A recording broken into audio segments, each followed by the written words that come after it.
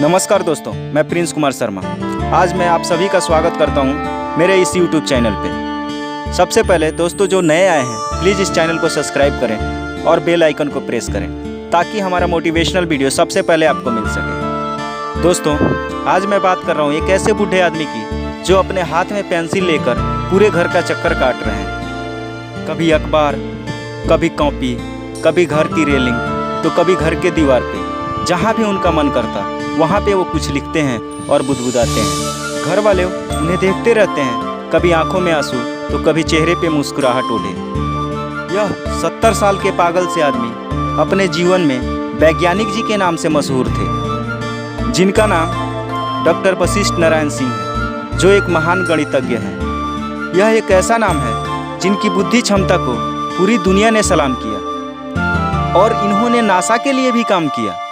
आज इनकी की हुई खोज को अमेरिका के बच्चे पढ़ते हैं। इन्होंने मात्र 19 साल की अवस्था में PhD पास की। एक छोटे से लेवल से आकर इस तरह की सफलता प्राप्त करना सबके बस की बात नहीं है, लेकिन डॉक्टर साहब की ज़िंदगी एक पहेली के समान बन गई है। इसके कई कारण हैं, ये कोई नहीं जानता। इनका जन्म 1942 ईस्वी में बिहार के भोजपुर जिला के बसंतपुर नामक गांव में हुआ था।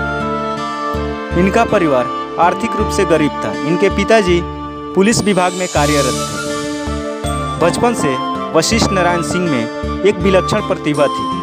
1962 में उन्होंने नेतरहाट विद्यालय से मैट्रिक की परीक्षा उत्तीर्ण की और उस समय के संयुक्त बिहार में सबसे ज़्यादा अंक प्राप्त करने वाले विद्यार्थी बने। इसलिए पटना यूनिवर्सिटी को अपने नियमों में परिवर्तन करना पड़ा था। जब वह पटना साइंस कॉलेज में पढ़ते थे तो उन्होंने अपने टीचर पे गलत पढ़ाने का आरोप लगाया। ठीक उसी समय कैलिफोर्निया विश्वविद्यालय के प्रोफेसर जैन कैली की नज़र उन पे पड़ी।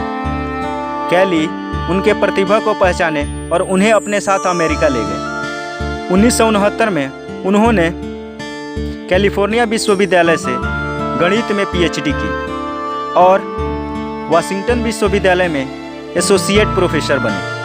चक्रीय सदिश समष्टि सिद्धांत पर किए गए इनके शोध कार्य ने इन्हें भारत ही नहीं पूरे विश्व में प्रसिद्ध कर दिया। इसी दौरान इन्होंने नासा में भी काम किया। नासा में काम करते हुए अपोलो लॉन्चिंग के दौरान जब लगभग 30 कंप्यूटर खराब हो गए, अब इन्हीं के कैलकुलेशन पे काम को आगे बढ़ाया गया था। और कुछ दिनों बाद जब कंप्यूटर सही हुआ तो लोगों को पता चला कि इनका कैलकुलेशन और कंप्यूटर का कैलकुलेशन एकदम एक था।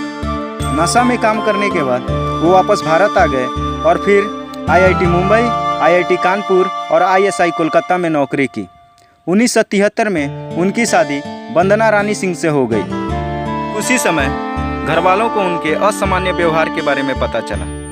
तब वंदना ने भी उनसे तलाक ले लिया और अब वह अकेले पड़ गए थे। जिस समय उन्हें उनकी पत्नी, उनके घर वाले, उनका राज्य, उनके देश की ज़रूरत थी, उस समय कोई उनके साथ खड़ा नहीं था। एक ऐसा बिहारी जिसने अपने नॉलेज के दम पे पूरी दुनिया में भारत का नाम रोशन किया था, आज वह बिल्कुल अकेले पड़ गया था। घर वालों के मुताबिक अगर उनका इलाज ठीक से चलता तो वो ठीक हो सकते थे, लेकिन परिवार गरीब था और सरकार की तरफ से मदद कम।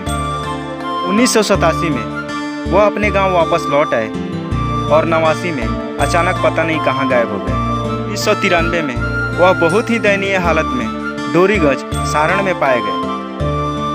घर में किताबों से भरे हुए बक्से, दीवारों पे लिखी हुई उनकी बातें और लिखी हुई कापियाँ अब उनके बाद यह एक रद्दी की तरह बिक जाएंगी। यह हमारे देश की विडंबना नहीं तो और क्या है। अगर हमारे देश के एक मिनिस्टर का कुत्ता भी बीमार हो जाए तो उसके लिए डॉक्टरों की लाइन लग जाती है। और जिसने पूरे दुनिया में अपने देश का नाम रोशन किया, आज वह इलाज के अभाव में मर रहा है।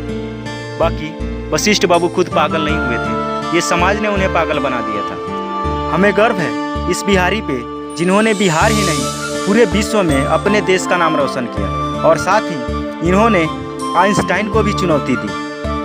और साथ ही हमें शर्म भी आती है अपने देश के इस गंदी पॉलिटिक्स पे, जो देश हित में काम नहीं करते। खैर, 4 नवंबर 2019 को इस महान गणितज्ञ की मृत्यु हो गई और पूरा देश एक बार फिर शोक में डूब गया। भगवान इस महान आदमी की आत्मा को शांति दे। जय हिंद दोस्तों, वंदे मातरम।